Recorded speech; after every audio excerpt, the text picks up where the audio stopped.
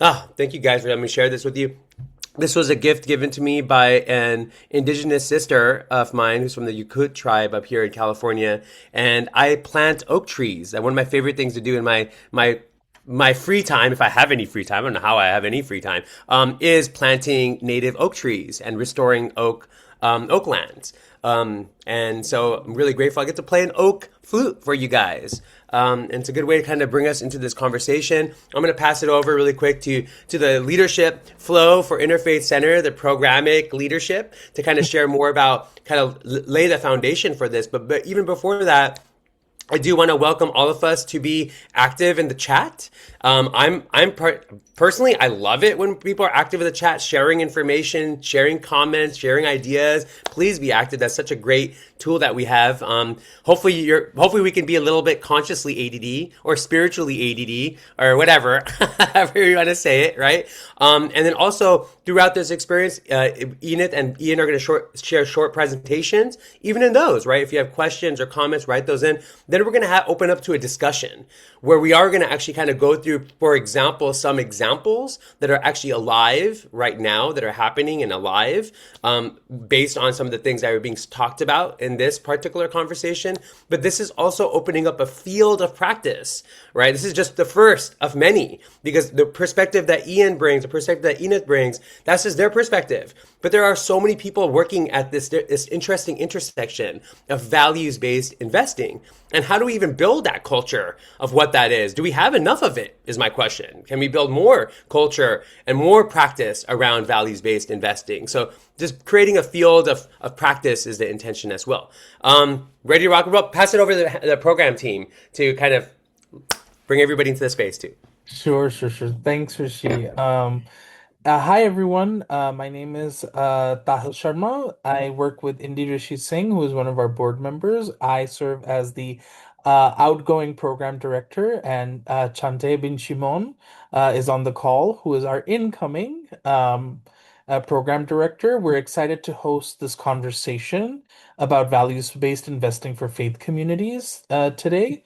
The program that we're doing today is quite different than the stuff that we usually talk about. A lot of our conversations tend to focus on, more interfaith dialogue, more faith perspectives on specific issues and ideas. Recently, we've been doing some work around discussing moral complexity. But this conversation around faith and economics is becoming more important than ever, especially when the power of faith communities is not only seen as a moral force, but it's also seen as an institutional force. It's very important to consider that faith-based organizations, are estimated to steward around $5 trillion in assets, which is not a fathomable number to the general public, myself included. We don't know what we could do with $5 trillion, let alone with $5,000. And I think this is an ability to really think about our understanding of a financial footprint and its capacity to be able to extend ourselves in more sustainable initiatives. That's why this conversation ends up being something really important. How are we thinking about how we're motivated by our faith traditions, how we collaborate with our faith communities, and help sort of reimagine what it means to be invested in our communities with an emphasis from our faith traditions. It's really important for us to think about that every dollar matters in a moment where every dollar is becoming worth less. Whether we're talking about it in the context of affordability or whether we're talking about it in the context of sustainability, we want to be able to know economically where our money goes and how it's making a lasting impact. And more importantly, when larger institutions have decisions they can make about the ways that they invest their money too, we want to be able to think about those bigger dollars and how they have a potential impact to help communities locally and beyond for much more time in much better ways. So with that, I am really excited that our board member Indy Rishi Singh has taken this opportunity to invite Enith Williams, who is the executive director at Reparations Finance Lab, and Ian McSweeney, the executive director at the Farmers Land Trust, to be able to do some short presentations today and to help engage a larger conversation about this work of values-based investing and how faith communities can do a better job at it. So with that, Indy, I'll pass it back to you. Awesome. All right. So who wants to go first? That's the question. Who wants to kick us off? Ian or Enid? Who are you guys gonna do a Was it Roshan vote? rock, paper, scissors? Rock, paper, scissors. There you go. That virtual rock, paper, scissors. That's kind of tough right there. Who's got who's earlier in the birth year? What's your Oh, birthdays? Who got the earlier birthday in the year? Question. I'm in February. February. Your Are you February? Feb? Wow, that's beautiful. The 20th. And you? No, you're no, absolutely not. Wow, that's Absolutely not. amazing. Are you Yeah, Wait. serious? What yeah. time of day? What time of day? It was like one something in the morning, like the just start of the day. He beat you. What time? Like three I don't hours, know the like three to exact four. time though. I'd have to call my Oh mother, and my she probably wouldn't know God. either, but she'd be quicker to make something up. So we got two February 2020 Wow. birthdays over here. What Wow, are the odds? that's amazing. That's I was born in a little village in Jamaica. I could beat you on that. Yeah, yep. Was born in the smallest space. where they don't have daylight savings time, so she definitely beats you. So you win. I was born in Cambridge, Massachusetts. So yeah, you win. You Go win. ahead. You win. You win. Absolutely. No, you go. I'm not messing with Cambridge. All right, Oh, all right, Ian. Both of you February 20 babies. Ian, you go wow, first over here, and I think beautiful. you're co-host, so you're welcome to share your screen. Well, thanks for bringing us both together. That's amazing. What a gift to connect in that way. And so I am Ian McSweeney. I am co-executive director, co-founder of the Farmers Land Trust. Um, can everyone see that? Is it full screen or no? It's not full screen, but it's still good. And now it's full screen. All right. Can everyone see full screen now? Yes. Awesome. All right. So I will move through a presentation fairly quick, but yeah, please interrupt any time along the way.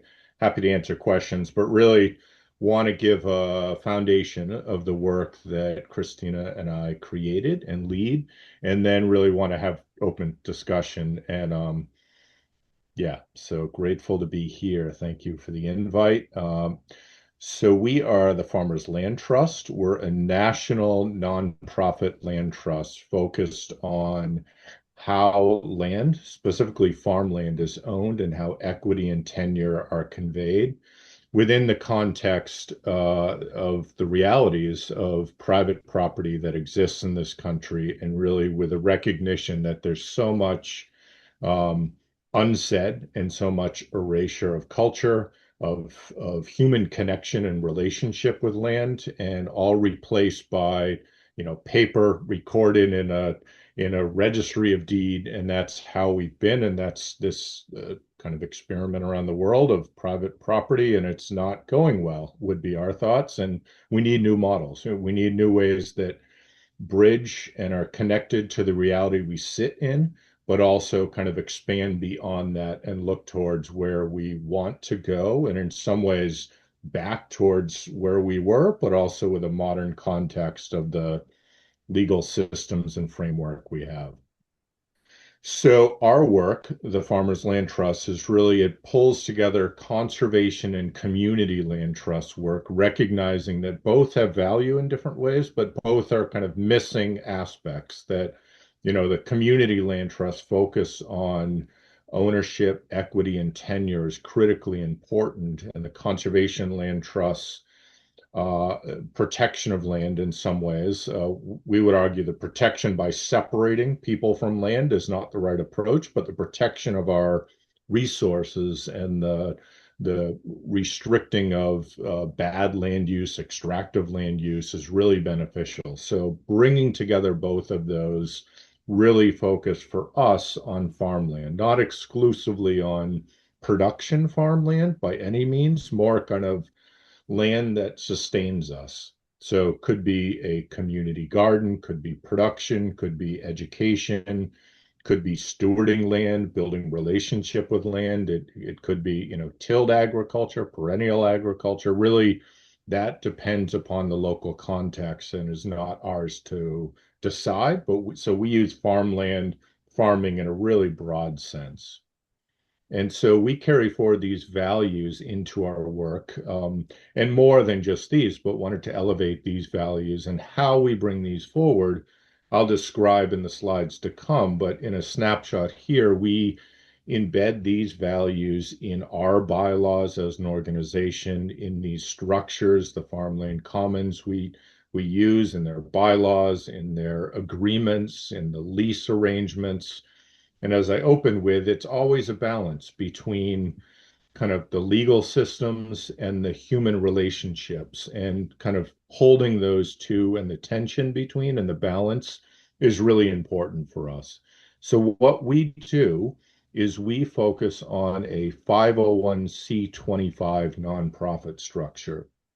This is different than what other land trusts use. This structure has been around since 1986, created through a tax reform act by the IRS in 1986. And what it is a collaborative, limited scope landholding structure. So all it can do is hold title to real estate, and it has to be collaborative. It requires 3 to 35.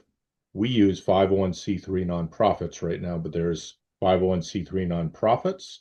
There's entities of the government, so state, county, town type entities.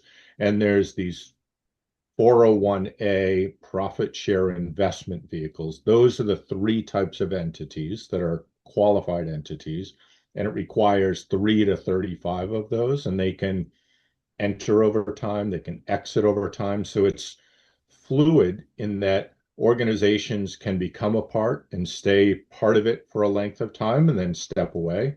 Or, they could be part of creating it and then step away. So it's an entity in and of itself that's limited to just holding the land, and then it's collaborative in nature. And so we use these in partnership with other nonprofit partners who are more local to place than we are around the country. And so this, as I've mentioned, really, it's all a balance between the documents we write, the agreements we create, and the relationships we hold. And so a part of this is creating this entity and the steps to do that, the building trust, the creating the bylaws and lease arrangements and agreements. All that takes time, takes process, and it's a significant amount of written agreements and trust building between parties. And overall, like the creation process for us, as we name it, is really it's that balance, as I've named, but it involves all these steps of people and organizations coming together in relationship, building shared agreements, and then moving towards incorporating that 501c25, and then transitioning farm real estate into that structure. And this structure, as I mentioned, this limited scope nature, all it can do are these things outlined on the right side. It has its own board of directors that's separate from those member organizations that make it up. The board is appointed by the member organizations, but it has its own board of directors. And then it's just that real estate holding structure. So it holds real estate. It conveys out use rights through lease or life estate. It holds those relationships. And then it manages the relationships, the financial exchange, and the holding of that structure. And that's the total. So it's really, what exists in many other cultures and countries, recognition of the separation of ownership from use with land. We in this country, we've done that for extractive purposes far too much, right? Like we separate out mineral rights or water rights or subsurface rights, but we're not doing that for human use and needs as much, or community benefit. But that's what we do in this structure. And so overall, this just outlines those responsibilities of that C25 structure. And as I've said, it's a limited scope. It doesn't have much ability to do anything beyond that. And we really like that because there's a lot of other organizations doing great work.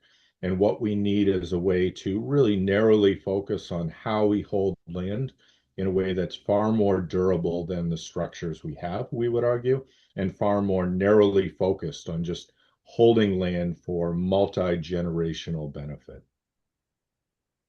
And so land moves into this structure from private ownership, from public ownership, but it moves in through those member 501c3s involved and then into the farmland commons. And these farmland commons are set up to grow over time. Like we set them up with one farm or maybe two farms and 3 to 4 nonprofits. But really, there's, as I mentioned, with the member size, they could grow to be up to 35 members.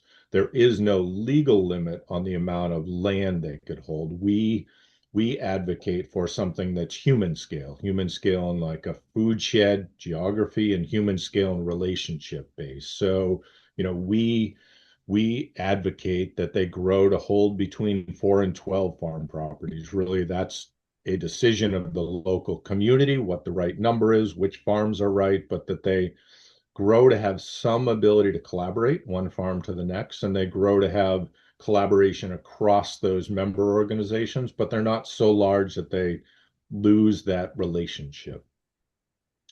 And then once land is held in the structure, all of the use rights are out through a lease or a life estate. And the lease is more typical to a community land trust model than other structures. So, it differs state to state what is allowed, but we use a 99-year lease.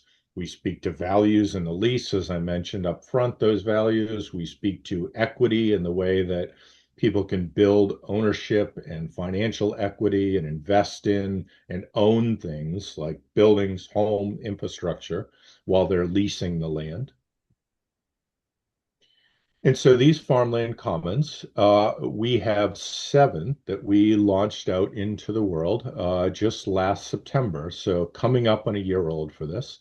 Christina and I have been creating these commons for the last 6 years now. We had a pilot project before founding the Farmers Land Trust, where we launched 12 in different states across the country. So, over the last 6 years, we've worked in 19 different states creating these commons, but all of it is really new, so commons are being created, land has come in, additional land has come into commons, lease uses have gone out, but it's still in really its infancy in so many ways.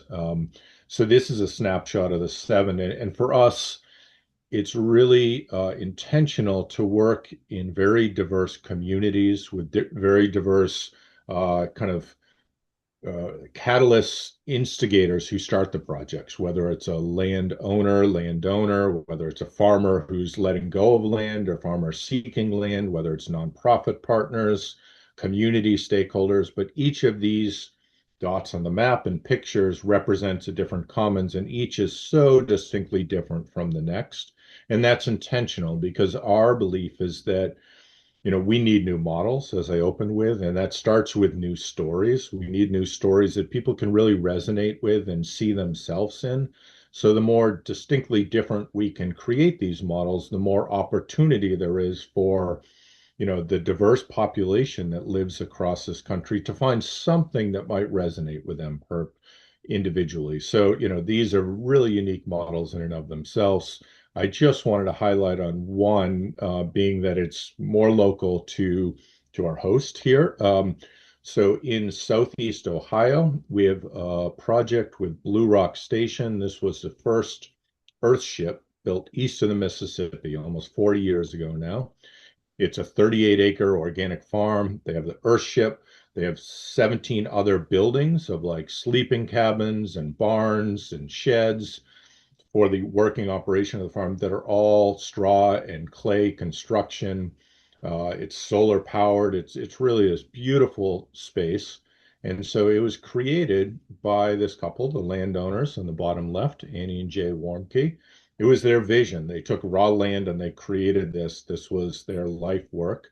And now they're at an age where it's too much for them to manage, and they're exiting this farm, and they've moved into town nearby where it's more conducive to what their capacities are now. And so we've worked with them. We've brought together the Farmland Commons, which in this case, it's the Farmers Land Trust being one 501c3, National Women Food and Agriculture Network being another 501c3 organization, and then a local Women's Peace Power Foundation local to that county there where they are. So those three nonprofits have come together. We incorporated at the state level this Farmland Commons. We collectively work to find next generation farm family in the bottom right there, the Ricks. It was a almost year-long process of like application and vetting and decision. They're now on the property in a short-term lease, and we are in the stages of raising the money needed to buy this farm at a discounted sale. So the Warmkes are donating a portion of the value of the appraised value, and we're raising money for the rest. Many of our projects are complete donations of farms in, but this one is a discounted purchase, and we're in a fundraising stage. So we've created the structure, we've transitioned the human wisdom knowledge that's still underway, but next generation is in place, elder generation has stepped away, and now we're in that fundraising side to raise the money needed to acquire the farm and then give the Ricks family a 99-year lease. So that's quick overview of our work. There's a lot more to share, and there's a lot more to touch on that's more relative to the topic at hand, but hopefully that gives a good foundation of the work we do. Thank you, Ian. Does anybody have any just quick questions to follow that up before we actually get into a bigger, greater discussion with Enid? Any pointed questions for Ian?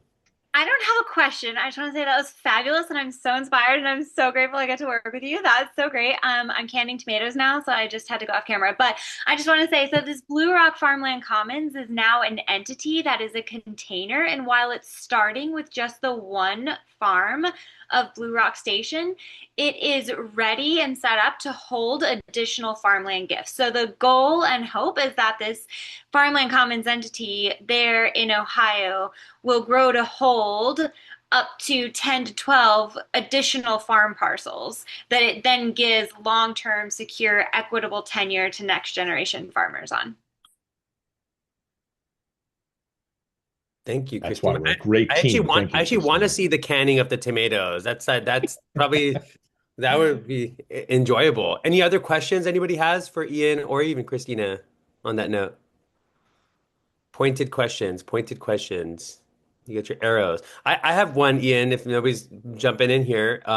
It's so like for example, right? We have this nonprofit Interfaith, the Interfaith Center, right? It's a 501c3 that's, in Oxford. There are some, potentially there are now assets and there is money available. Could the nonprofit be one of the partners that like donates or invests and then has a stake in that and Blue Rock, and also might potentially be able to create like more partnership in that way with students? Because Miami University, Oxford is a farm agricultural business school. Yeah, totally. So really, there's different ways to engage. To just name one piece of that up front, like so, we use a nonprofit for our work and bringing farm real estate into a nonprofit because we believe that land shouldn't be owned. Land shouldn't be an investment that we're extracting from. Like we've done that for far too long, and we need to change course. So we believe like things like business and enterprise are a great place to invest. So it's like where our dollars, investment dollars best, where our philanthropic dollars best. Our belief is that philanthropic dollars are best for land, and land should be decommodified, especially like food producing land. Like other land, there's different reasons. Certain things can be assets in that case, but food producing land is such a scarcity, and with climate collapse, like we're in such a precarious state, like we need to value land at a far greater level than we do. So yeah, like in this model, land coming in and the fundraising efforts needed are needing philanthropic capital because there's not investment return for investment capital coming in, but for enterprises' activities on the ground, investment could be possible. But really, in the bigger picture, this farmland commons as an entity started with those three 501c3s. Yes, like other 501c3s could join at any point, and they could join for a number of years, and then they could step away if they want. They could join in perpetuity until it doesn't work anymore. Like their choice how long they join, but it's as long as it maintains at least three and less than 35, that C25 exists and is compliant. So new nonprofits could come in and be added, and additionally, like philanthropic capital could be given to support this land acquisition or other future land acquisitions. So that's another part. And then collaborations can happen as well. Like, right, this Blue Rock Station in Philo, Ohio is this beautiful earthship and organic farm and has all these buildings and like sleeping cabins, like it, and it's hosted, like as it said in the opening slide of that piece, over 60,000 people have come through for tours. There's been hundreds of apprentices who have come in over time. Like that's been with the founders who created this, but now it's at this transition point where how to use that foundation of Blue Rock Station, the farm, and use it in a way that now it's going to be held in this farmland commons where debt doesn't have to be serviced. A new life can be considered to expand upon that as a foundation. So ways to partner in collaboration, just bringing forward a collaboration for, bringing students or programming or activity there could happen with or without becoming part of the 501c25 structure. So there's different ways to collaborate. There's ways to become part of the C25, and there's ways to, philanthropically give towards land or invest in future like activities programming type enterprises. That makes a lot of sense. Thanks, Ian. All right. Anybody else? All right, going once, going twice. Blah, blah, blah, blah. I feel like I'm like doing at an auction. All right, that's sold. All right. Thanks, Ian. All right, we're going to come back to the collective discussion, but we're going to go over to Enith. Hello, everyone. Well, that was fascinating, Ian. I do have a lot of questions, but I'll save them for the full discussion. Is everyone hearing me okay? Okay, and can someone share yeah, thank you. I tried to share my presentation. I was sharing all my emails, and so that was a good thing. Hi, Elias. Good to see you. I am sharing with you a presentation I made about a month ago for the Francesca Collaborative. And it was really focused around the encyclical by Pope Leo. Oh, that was Freudian. Pope Leo and his historic apology for the Catholic Church's role in enabling the legacy of the transatlantic slave trade. And just to go back, my name is Annette Williams. I am the founder and the executive director of the Reparations Finance Lab, Center for Reparations Finance and Practice. And my work is squarely focused on racial economics and on reparations for the descendants of the transatlantic slave trade. That is the lane I in this whole values and mission aligned conversation. I thought it was important that private capital have a seat at the table, so to speak, and be really actively involved in thinking about reparative capital investments into the Black communities, which is a global community that have been so tragically impacted by the slave trade, colonialism, and ongoing and even into present day economic exclusion and extraction. Next, please. So the frame that I think about this work is, what is the frame that was opened by Pope Leo with this historic apology? And so as we think about that apology, next please, we want to just really think through what does it mean as people of faith to apologize, then to move on to repent, and then to move on to make right, bring back into community and bring ourselves back into community and into alignment with our faith. And so this apology opens that door, not just for the denominational Catholic Church, but the Catholic Church universal for Christians to really think about what has been the role of all of Christianity in enabling and facilitating and in some, we have, for example, the Church of England has issued a historic apology because they have traced that they actually invested in plantations. We have so many other denominations that are wrestling with this. But for me, the conversation and what we need to really rest on is what happens after you have an apology and what are you apologizing for? And so for me, there's the apology, then there's the memory and the reckoning with what are you apologizing with? And then for us as capital stewards, where does our capital come in? If, as I said before, my work is located in racial capitalism and the racial wealth gap and addressing and closing that. So next, please.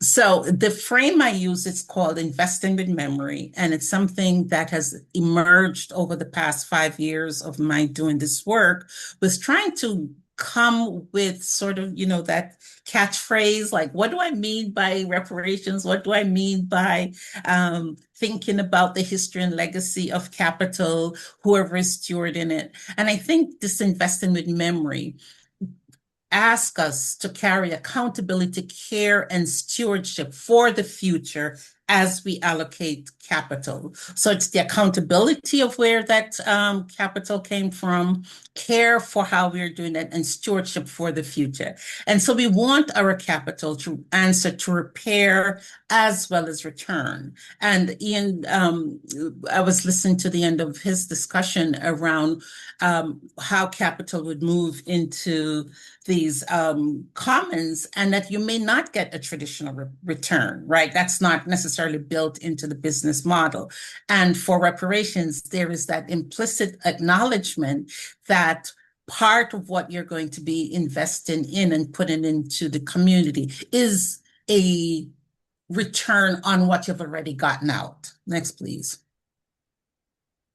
So I just wanted to share some data points, we can go on, about what has been the legacy, certainly starting with the doctrine of discovery, which, as you saw in the earlier slide, was reaffirmed numerous times, certainly in the church. And as we understand with the Catholic Church, they do take a lead.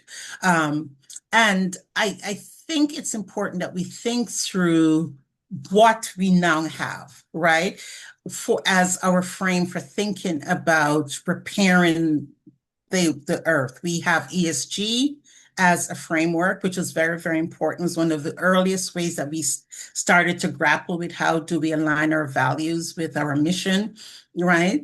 My challenge with that was someone, as I said, who wrestles with racial economics is it ignores the historical capital accumulation. It really looks at what's going on now and says, this is what we're going to do for the future, but it does not grapple with the past. Impact investing has a similar a limitation from where I sit. It's very much forward looking. It's very much what are going to be the outcomes that we will, measure, but it's again not grappling with the past. Racial equity, again, it's more contemporary. It's more how many people are you hiring? What does your C-suite look like? What's your labor metrics? All very important, but you're still leaving off that a very important piece is what is the history and legacy of capital, and what are you then owe to the descendants and those who still continue to be impacted by that history and legacy. Next, please. So I just wanted to share a couple of slides, and this is the first one. what has been the history and legacy, starting with those, doctrines of discovery that then led to the creation of the New World, the expansion of empire, colonialism, and our current model of very extreme extractive capitalism, which we now confront with things like the extreme inequality, wealth gap, not just racialized, which is where I focus, but just between, you can go back into class wars discussion when you look at the inequality.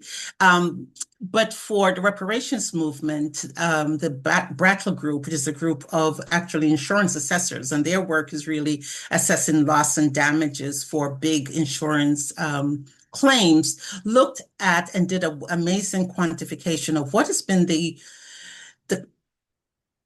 cost, the price of the extraction of the transatlantic slave trade and its ensuing activities. And they come up with it's unimaginable, $100 to $130 trillion in value that has been extracted. And that is attributed both during the period of enslavement, the continuing harm after abolition. This is not just in the US, this is global, right? That trade impacted 19 million people, harmed across 4 centuries. And their calculation was an estimated 802 million years of life negatively impacted by that. And as I said earlier, I was born in Jamaica, so the data for the United Kingdom is really interesting to me, even though I am an American and I live here. It is $24 trillion, and there's a piece of which Britain, on which the sun never set, has a particular place and role to play with colonialism. So that's a pretty big bill. Next, please. But what does that look like today, right? And here you'll see the mean net wealth per adult in US dollars. In the United States, it's 551,000. In the United Kingdom, it's 302,000. In Barbados, which among the Caribbean islands it's one of the smallest population, more highly educated, very concentrated wealth. It's 92,000. In Jamaica, where I was born, it's 24,000. And in Ghana, one of the most active of the early slave colony, it is $6,000.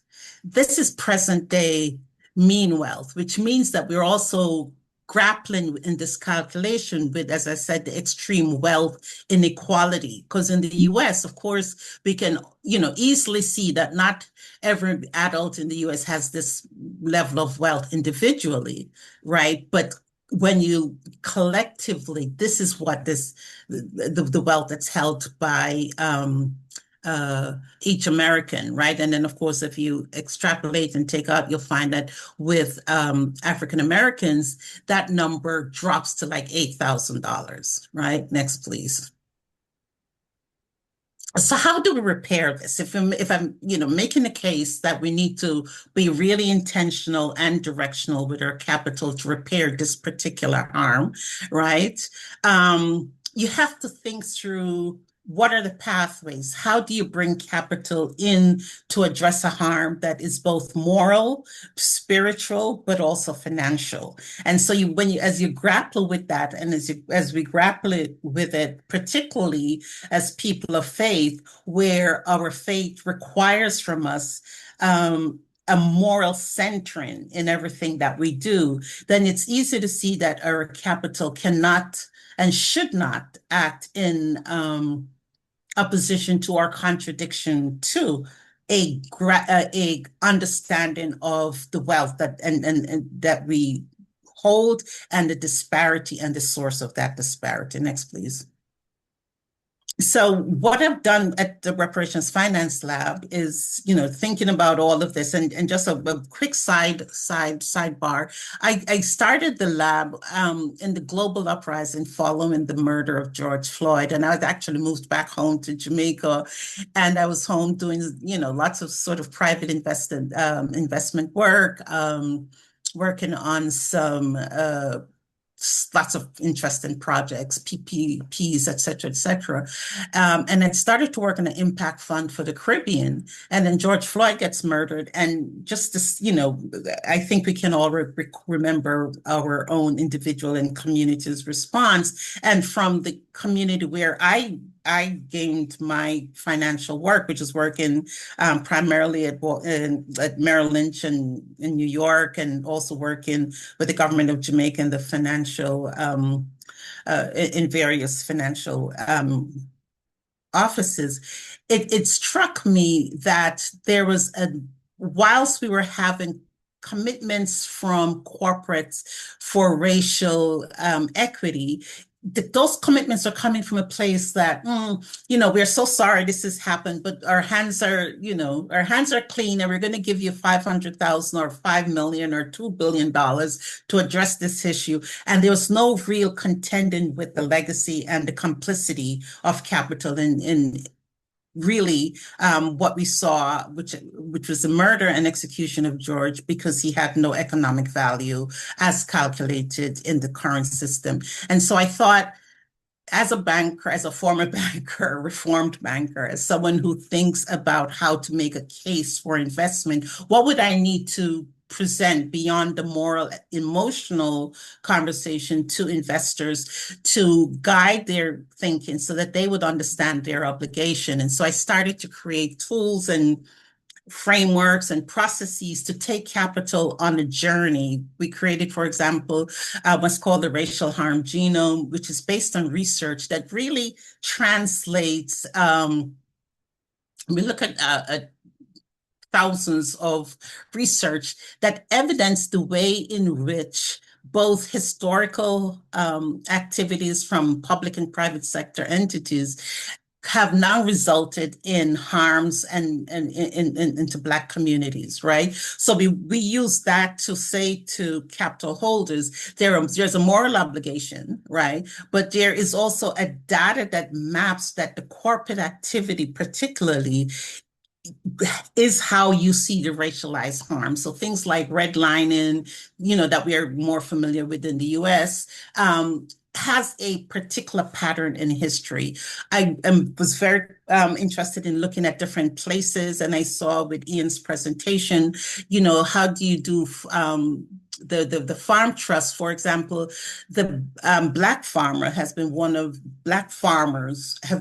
the most extracted from group who have been literally ripped from their farms, both by things like eminent domain claims, but also by racial terror, things like lynchings and just absolute theft of their wealth, right?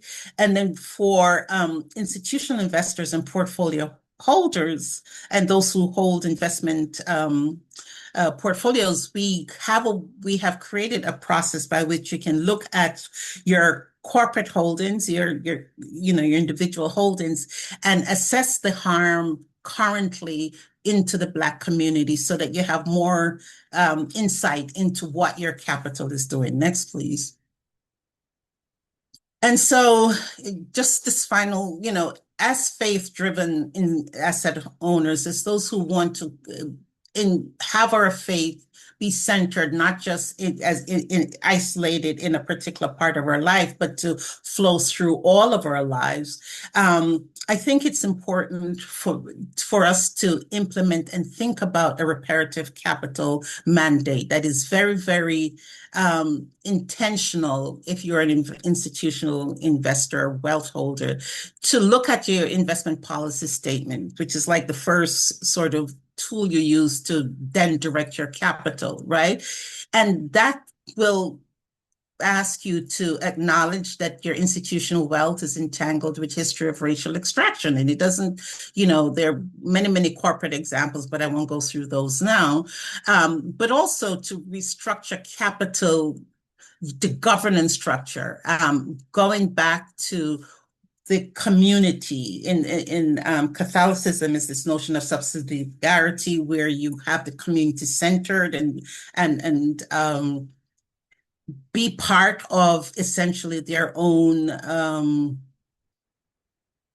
be part of their own governance, right? So you want to make sure that we are making decisions as capital holders that is not separate from the community that we are seeking to repair or impact, but that they are integral because it means that we respect their values, we respect them, and we understand that they hold in ultimate responsibility and knowledge about what is theirs. And then to embed memory into your analytical toolkit, right? Required that your allocation incorporate reparative narratives and thinking about how you're moving your capital. And then, that will help you to orient. And in my ultimate aim with the lab is to create a version of a racialized reparative return that is separate from the market return, but is just as credible. And I think that's it. Oh, I do have so the next call to action, engage with other faith owners, develop this reparative framework, foster partnerships with other mission-aligned organizations. I get a lot of thinking and frameworks from, for example, the environmental community, because they're also driven by a particular mission, and some of their strategies have been useful. The planet is still too hot, but at least we see now that, for example, the idea about not investing in fossil fuel is well taken and well understood. So we now have ESG as a framework. That for me is, if we can have that kind of shared purpose about our common good and have it look beyond our narrow sort of focus, but think about it for humanity, then we will have strength in purpose and strength in numbers, right? And of course, ongoing education and dialogue. And I will share this presentation, which also has a few, on the next slide, you will see some resources to help that I've found useful in this discussion. Thank you very much.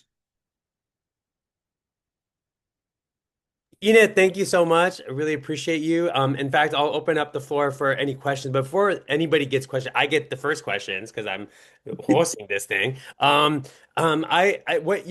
What brings this alive for me is what has happened with the Interfaith Center. We were able to sell some property. We had a big chunk of money. Some of it was already with a mutual, like a faith-based mutual fund or a faith-based investment vehicle. Like, there are these foundations, but when I dug deep into it, they were saying the right things, right? ESG, they're investing, blah, blah, blah. But really, when you go dig deeper, they're not implementing any guidance from the faith community. Right. About where that money is going. So it could be going into an oil company that's doing green oil, gas, or Right. it could be going into weapons manufacturing, but it's green weapons manufacturing, right? Yeah. But the faith community is paying for that. Like, that's kind of the insanity, is that here is an interfaith organization with amazing faith leaders, but we're not participating in how that money is being invested. Which, to me, that's like, there's a huge gap there. If there's literally faith-based communities that have assets and we're just putting it into a foundation, not knowing where that's going. And it is giving you return. You're making some percentage a year plus, but at what cost, morally? And is it aligned with what you say you believe, right? Because it's one of the things, if you're a person of faith, you kind of go to church, and every Sunday you're reminded that you're to live your life in alignment with your faith, right? And then somehow we separate our money and our capital and even our spending, from that. It's sort of the one thing that capital has been very successful, and capital stewards, the market, which I, as I said, as a part of for thankfully not too long, is very good at is bounding it and taking it out of our common shared space and commitment, and say, no, give it to us, we'll take care of it, and you go on and feed the sick and house the poor, and but we'll take care of the money. And that's not sustainable, and that's also not a way of being honest and truthful to what we say we're called to do. Right. On that note, so anybody else have any questions or comments? And even maybe dropping in the chat too, I would love to know, do you guys know about any any sort of funds or foundations where people can, like faith-based communities can put their money into, and that money is more, they can be more involved in guiding that money for investment. Because the one that we checked, they didn't take any advice. But there was a Southern Methodist or something. Um, yes, Interfaith Center.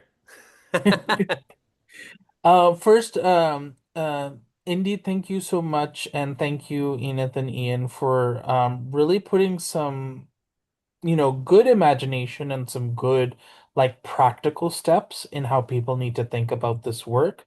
It's not out of reach, it's not impossible. Yes, we're up against very high density wealth systems, but that doesn't mean we don't have capacity to create our own. And I think it was really important to see that both as the structural issue that it is and the practical issue that can exist as well. So you both really brought a great balance to that. My question is twofold. And I'll ask the first question.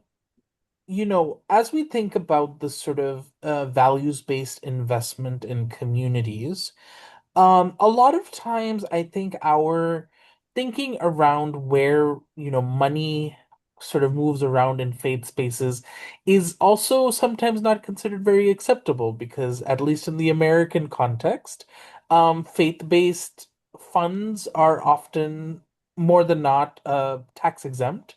And it gives a lot of free leg room for faith communities to put their money wherever they want. And oftentimes it is never seen as an investment back in community so much as it is an investment back in the system. So how do we, what are some convincing ways to have the sort of right conversations with faith leaders, with larger institutional members to see how they can be convinced of thinking or reimagining why this money should be something that needs to go back to the people that it's serving, is the first question. The second question is, when we talk about the current sort of affordability crisis, across the board, whether it is housing, which faith communities tend to do a lot of work around housing in particular, because there is a lot of shelter narrative, there's a lot of housing the unhoused narrative that can especially be backed up by faith communities. I kind of wonder how we sort of think about or imagine the work of faith communities really trying to tackle affordability as a concept. Where in a lot of communities where obviously not everyone owns a gas station, a farm, things that are really accessible, but how are then faith communities making it possible for their congregants to be able to actually live and survive and not just have a temple that serves as a roof over their head? Um, I've been thinking about that a lot, especially because I have a call today that's related to the affordability crisis in faith. So it actually would be really great to get some pointers and perspectives on what you both are thinking, or what your perspectives are.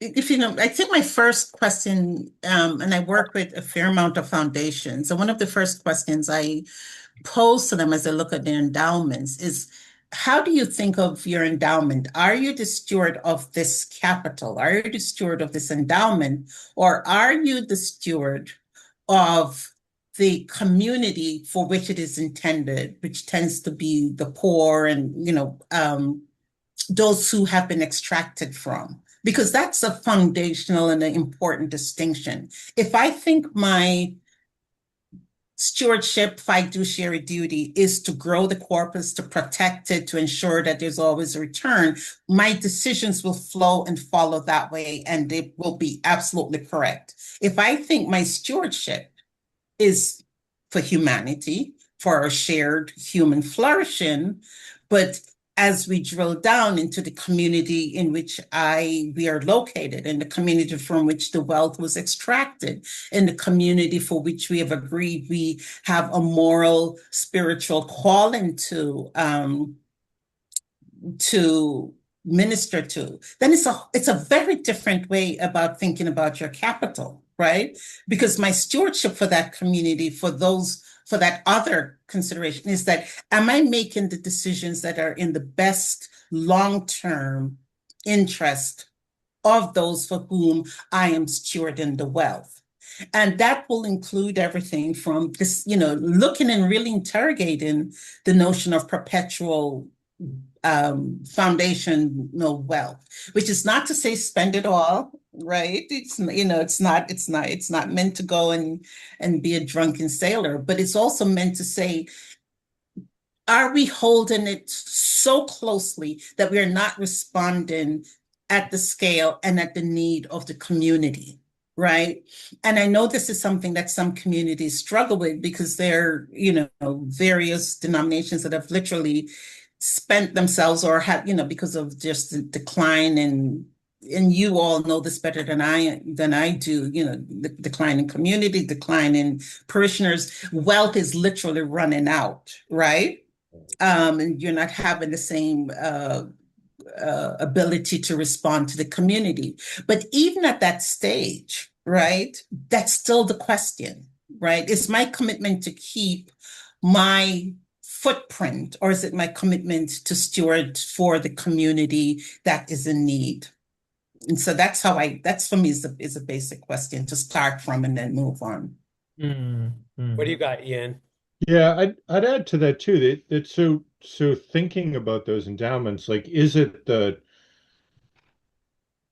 corpus that the community that you as a community should think about stewarding forward, sustaining, or is it those returns? And I'd argue that separating those two is critically important. Like simply because wealth has been accumulated and it's invested somewhere, like also expecting those returns and expecting those returns to be financial in nature, like it's far too extractive from people and planet. Like that's problematic in many ways. So if we just separate the two, that if your role is to steward the corpus and you're keeping that intact, but returns could be the return could be non-financial. The returns could be, flowing out from you to that community in different ways. That can have a significant difference in who the beneficiaries are. Like, so really just like what are the returns? Are they financial or are they other types of capital? And who receives those returns? Is it, back to the endowment holder or is it outward to the community? But to think about your long-term sustainability, it is important to think about that endowment. But maybe it's just keeping that corpus in place, right? Like so to just try to separate those is one thing I'd argue. And then the two other points I bring up, one is that starting small. Like it may not be the faith community at large. It may be a few individuals in that community who are willing to, invest or give $1,000 in a different way than the community is comfortable with. But if they can do that and they can reflect back on that to the broader community, like expanding the imagination of what is possible starts in many ways with one small step by one individual. So the more that can be taken, like anyone in this conversation here could take that individual step themselves. And if they can then reflect back on that a year out, 2 years out, 3 years out, like that can expand beyond what's even imagined possible for the Imagine it, broader yeah. community, right? So like all of us taking those individual steps is so critically important. The other item I'd bring up is just that affordability thing, and this is kind of within our lens of work and how we see things. So it relates to us and maybe not to everyone else, but land and the speculation, appreciation, market value of land is what makes so many things unaffordable in our modern life and in communities today. So if land, real estate could be taken out of that equation, other things could become far more affordable. So like a community land trust model, if land could be acquired to then allow community members to build houses that and own houses and sell houses over time, generationally pass them on, like a community land trust model, the affordability of a house because land is not part of that equation is drastically different than a market-based purchase of a home. So, like, and could land be the corpus owned by your community? Like, could you transition in the bigger picture some or all of the financial wealth into land wealth that is not to generate returns, but is Right. to be, a stabilizing factor for community wealth building, community affordability, community access to different things. That can be transformative. Mm. No, those were extremely helpful perspectives, and I think um to Enid's point, it is, the reparative work, it's the reparations work over the returns and the profiteering work that we really do need to be focused on because yeah, sustaining funds is like it's key, obviously, because we want to the idea is to keep giving back. It's not a one-time thing, and it's something that hopefully will last generations to be able to give back. But I completely agree. I think the heavy emphasis and impact on land itself and the kind of cost benefit analysis that people take a look at that. But I think the extractive nature to what you were saying, Enith, and um its ability to be able to distract people from thinking that, oh, well, if I keep the fund going, maybe I should just focus my attention on keeping the fund going and not what it's going to. Then it ends up causing a crisis of, okay, is this now just, a Ponzi scheme that you're creating because you care more about the money than you do the people who are supposed to get it? But it's going to get you closer to God, though. If you keep giving $10 a month. Um, on that note, I thought we fixed that. I do want to respect. By the we are a little bit over time, but if you guys are down to say a couple more minutes, I do want to hear from some of you that have been listening and tuning in. Elias, Delia, Deb, thank you for joining. If you guys have any questions or comments for the guests and or just for the community, would like to open it up for you guys. Anyone? Yeah, that's Elias. Yeah, just a quick thought. Isn't this great work? Wow, two great projects here. Someday they're going to meet and get married. You think? I mean, this has to happen. Black farming is going to come back, right? That's what I was thinking as I was listening. Just a quick thing about storytelling. And what I was thinking about is the way in which the reparations conversation has gotten much more kind of developed and sophisticated. And it's a challenge to reach the point where the average person kind of new to this, doesn't know what's going on, can realize this is really actually about regeneration. Reparations is pointing toward economic regeneration in a way that maybe, you never thought of before, didn't realize it was even possible, whatever. So that's kind of like the way the storytelling has got to accommodate that and push that. And I was thinking in Ian's case, if I understand this correctly, the conservation trusts are kind of like one planet, right? One world, a few that I've run into. And the community land trusts are kind of a whole different thing. And what I thought was kind of brilliant is the way you figured out where the overlap was and jumped into the middle of that and tell me if this is right, Ian, it feels like you are pulling some of those conservation people into a way of understanding what they could do potentially if they partnered up and got beyond kind of some of the older cultural assumptions that were behind conservation trust originally. Is that kind of roughly accurate? Fully, yeah, that's completely accurate in many ways, and there's much more to it as well, too.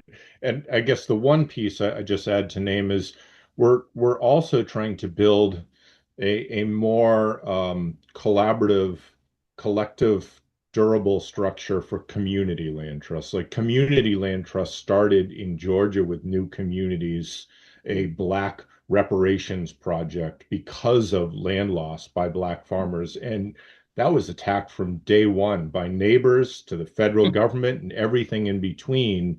And so how do we learn from that and create a more collaborative, durable structure to not allow that to happen again? Because one, that was attacked from day one because of racism, but then it was also not kind of fully erased by white culture who just came in, and now community land trusts are primarily housing trusts. And there's not talk of economic opportunity or agriculture or community building. It's an important model, affordable housing, critically important in many ways, but most people are not aware of new communities and the founding of that as much of as they are of like a community land trust that does affordable housing that's local to them. That's so, thank you for that perspective and that historical grounding and the uphill battle that we do face in reparations. And Elias, you're absolutely correct. The conversation is getting a little bit more fluid because there's more of it out there. The challenge we have is their acceptance devoid from almost reflective sort of denial, not wanting to be tainted by the history. There's like, I don't want to call it white fragility, but somebody did in a book, right? It's like, oh, I wasn't around, I didn't do anything. But, we have the data, right? Just by virtue of being white, you have more wealth than a Black person. We were all here at the same time. Black people have been in this country as long as white people. And so, and then they're like, well, if you give Black people, what about the indigenous people? I'm like, there's enough for everybody to get, we're not going to run out of, it's the way we're sharing it, is the way we're thinking about it, is the way that we're, bound in it. We forget that we did not always have contracts for land. It was a shared common, and we forget that it's possible to take what you need and not be a communist, right? But just to share and love your neighbor. That is possible, not to pollute the earth in pursuit of more. We've just been so fed a narrative, more, consume, accumulate, excess, that we have forgotten sort of just the whole purpose of why we are here on this earth, which is to take care of each other and take care of the earth. That's really, and, canned tomatoes, it's like, what's more joyful than that, right? To be doing, and then sharing with your neighbors. So I'll give you my address. But seriously, we have to rethink what does it mean to be human? What are we here to do? What are we doing? Right? I have 2 children. What are we doing? What am I leaving them? And it can't be that I'm trying to leave them as much money as possible so they can buy their way out of the collapse. They won't be able to.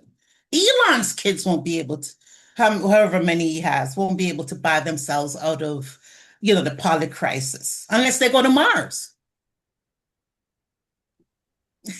Yeah.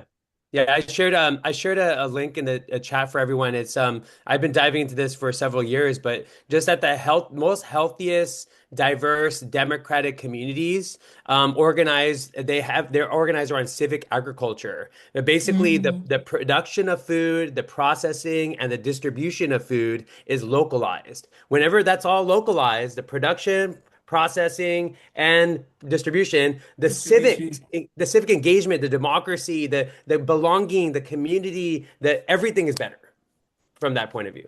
But Christina, you're going to say something. Yeah, I just wanted to give a little nudge of like, maybe it would be great to share how reparations does show up in our work at the Farmers Land Trust through the Farmland Commons model. It's just so exciting to get.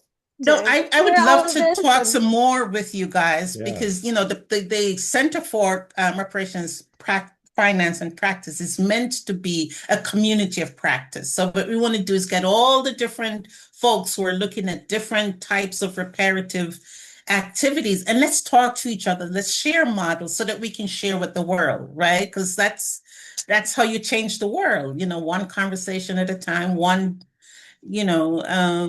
two people talking about what they're seeing and sharing that out, and here we are.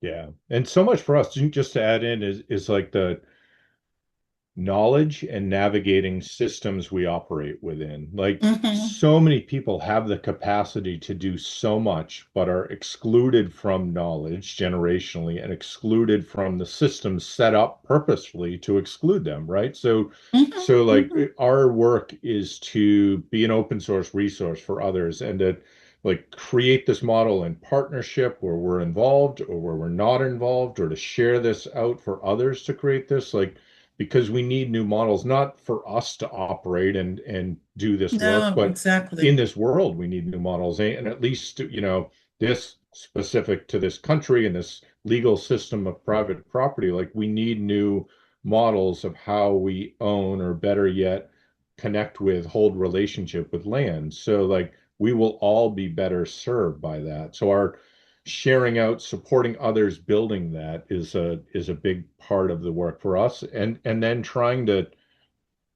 step out of the way whenever possible. Like it's not intended to be something where we're holding tight to anything in this. It's like we're creating, sharing, letting go of, stepping back, like just trying to play our part in unraveling the systems in a way that's more equitable for all.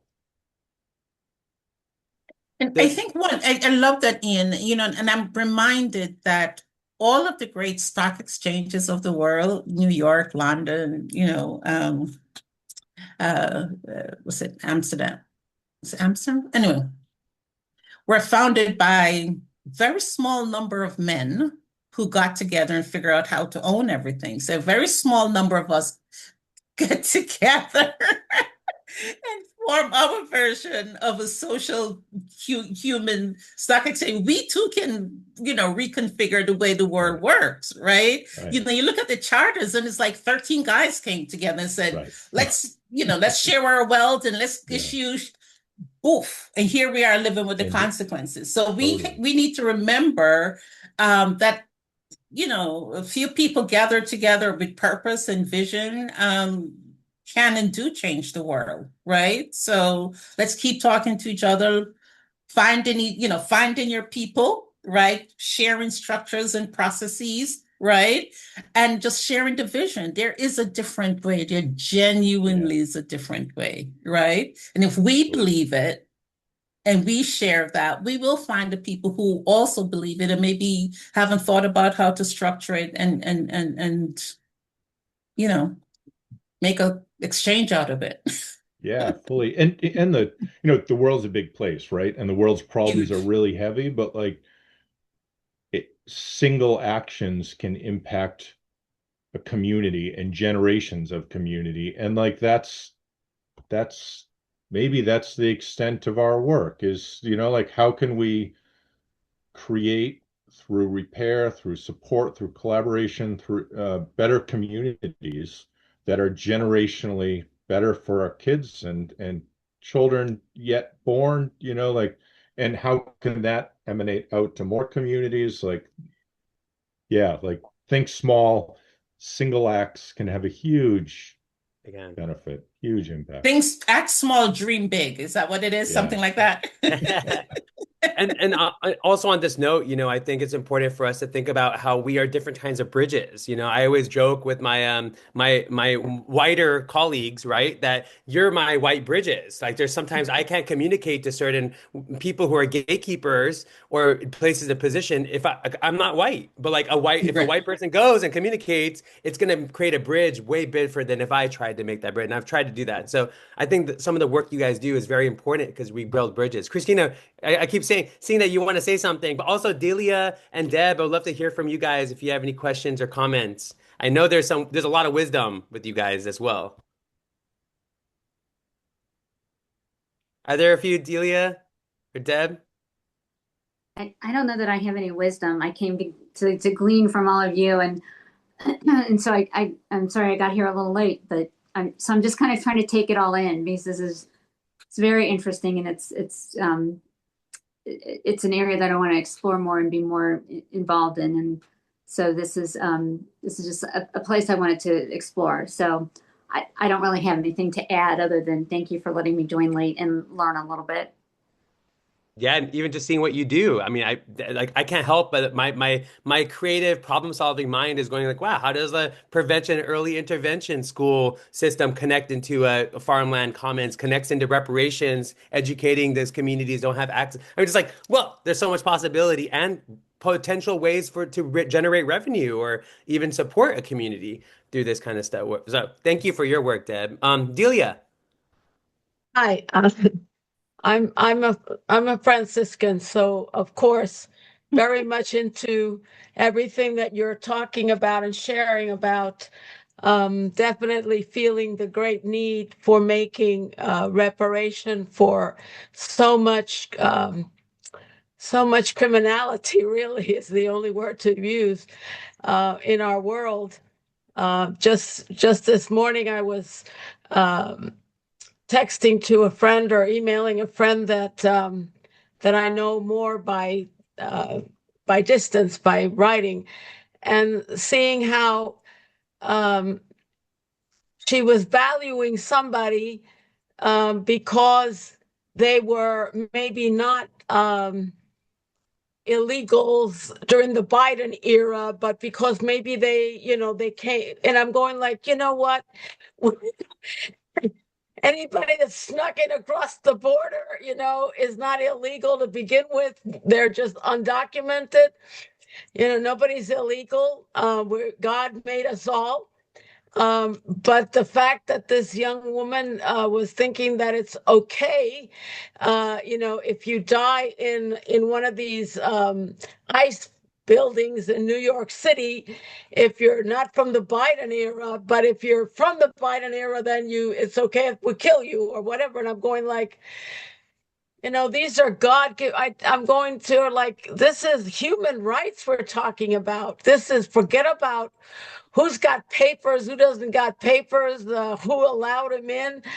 I go, most likely he probably came across the border the way most people do from El Salvador, and having worked with these people in the 80s. And I'm seeing how people are able to somehow, in some crazy way, rationalize this to themselves, that it's okay. If we put you in a jail, with alligators, if you came in now versus if you came in, I mean, like I get crazy listening to our world because it makes no sense. Right now, as Franciscans, we're celebrating 800 years since the birth of Francis, since actually his death. He died in 1226, 800 years ago, and still there are Franciscans, following Jesus his way, the way Francis did. And so we are trying to understand, what does it mean to have an Easter, even I'm trying to explain to my people, why. I'm going like, because you're celebrating the Easter of Christ as well as your Easter, as well as the Easter of Francis, that we're all connected. You see, that we're all connected, that it's our resurrection day. So yeah, everything you're saying, it resonates within me. I know I've been watching for a long time where different universities even were divesting themselves. I remember probably about 30 or 40 years ago of their ill-gotten gains through slavery and being so And terribly the apartheid yes. movement. Yeah. Oh, God, yes. And The people, apartheid again, movement. not understanding that. I was in Israel a few years ago and seeing the walls that had been put up, and it said, wall of separation, wall of apartheid, and then paid for with US dollars. And I'm going like, oh, how sad, right? So, yeah, everything you're saying resonates with me. And uh, I am one of those that cry over all of this, and know, having been born in Puerto Rico like yourself, anything born in Jamaica, I am the child of all of these, of the conquistador and the slave and the Taino Indian that was already there. So yes, I understand it all too well in my body. I live it like you do, Ennis. And thank you for doing this, and thank you for sharing this. It's something that, yeah, we need to invest according to our values rather than just to make money. which is the way most of us do, because that's what runs the equation, isn't it? It's not our values that run the equation, it's money. But thank you. Shalom. Thank you, Delia. That was beautiful. Thank you, Christina. Were you gonna say? Yeah, thank you. Just from what you put in the chat, the prompt, and then also your comment around being bridge builders and how it's easier for white people to talk to other white people. I think that that shows up a lot in our work through the Farmland Commons model, where white generational landholders who own 98% of land in this country very often are familiar with and more comfortable with a land trust structure and are using that structure as a way to do reparations through land by moving their land into by donation into these farmland commons that then are community owned by Black and Brown led community members who then also get that 99 secure and equitable tenure that gives them that ability to build equity in multiple ways. And I think that that's a beautiful way that reparation shows up in this model, is that land based reparations. And we have multiple examples of that and would love to share more with anyone directly after this call if helpful, but don't want to take up time going through all of the specifics. Thanks, Christine. I mean, I will reflect in my own research into farmland commons, the systems that you guys are doing. Is it sometimes reparations doesn't have to overtly be called reparations. That's the beauty of it, right? Sometimes it is about creating the economic opportunity. Who are, immigrants from another country who don't have opportunities, or they are Black folks who don't have opportunities. The reparation doesn't have to be overtly reparation. In fact, maybe that is the secret ingredient for what we're doing, is actually building the economic prosperity and the human flourishing. And that is the reparations. And we don't have to even call it reparations, so we don't get any, sort of like blowback. But I do agree, though, As a descendant of enslaved people, I don't disagree much with you, but I do think if we gloss over it, we forget. And once you forget and you don't have that accountability, then it becomes just let's do good for good's sake, which is important. But the history and legacy of Black people, not just in the diaspora, not just in the New World, but remember, colonialism is also in Africa. So every time we say, what's wrong with Africa? We have to remember that after they took the folks, they took as much as 25% of the most productive manpower out of Africa, human power, because it took women and children, the healthiest, the strongest, the smartest, took them. Imagine if we were to take 25% of the most productive Americans out of America. Economy would collapse because you would take the knowledge, right? The literal brain power that runs a society. You would take the brawn, right? And that's what was done to Africa. And then when after that was like, oh, well, that's not working anymore. They then went back and said, let's take the earth, right? Let's control the mines. Let's control the resources. It's, Delia, I think, the criminality of it all. And when I cry, which I do as well, it's just over the inhumanity of humanity, and I'm a very optimistic, happy person, but there are days when I just get down. I'm like, why do we continue to do this to each other? Why do we spend our time devising new ways to take from you, to get more from me, and to watch you die in the street like a dog? Why? Anywho, but that pains me, and it should pain all of us because we immiserate people for no good reason.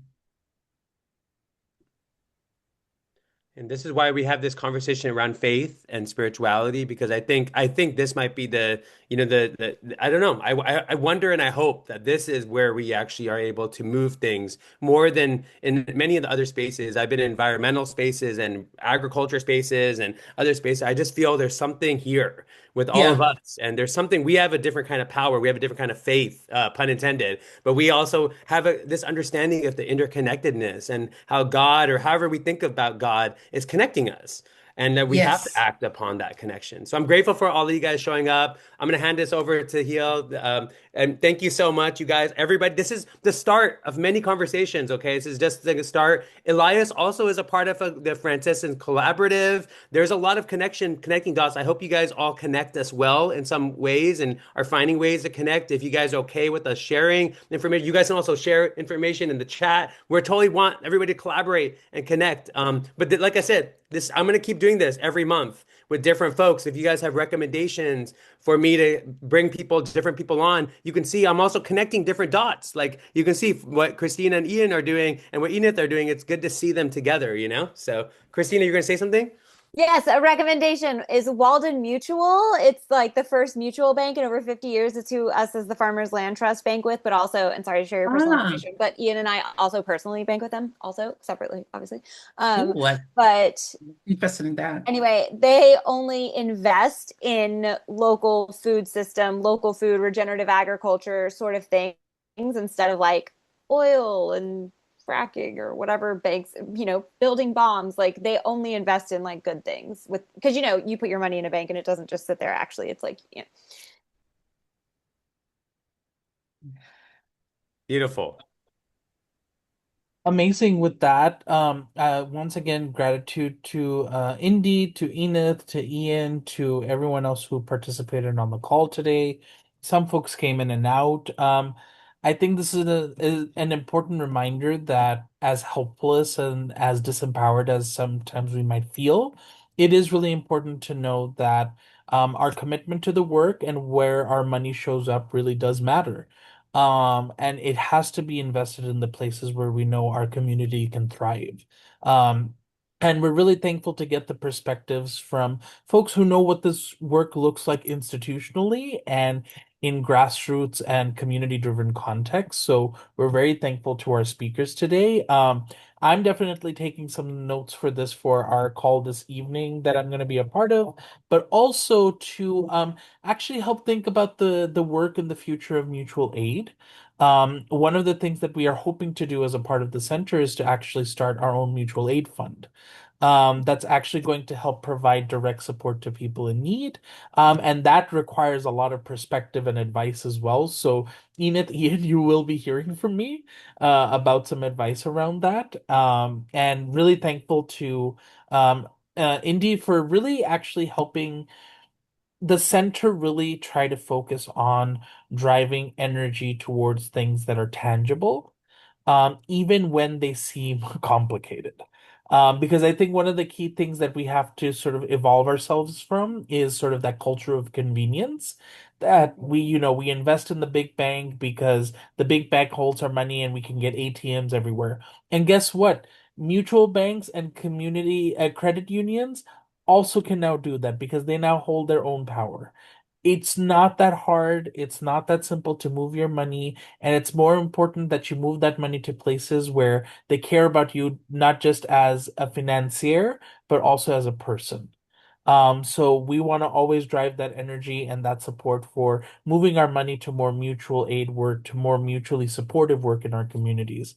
And with that, we thank everyone so much for participating today. We really appreciate you and hope you all have a wonderful week. Thanks so much. And nice to meet my twin, Ian. Yeah. So what? February 20, babies. What are the odds? We'll talk again soon, please. Talk Talk to you soon. soon. Bye. Bye.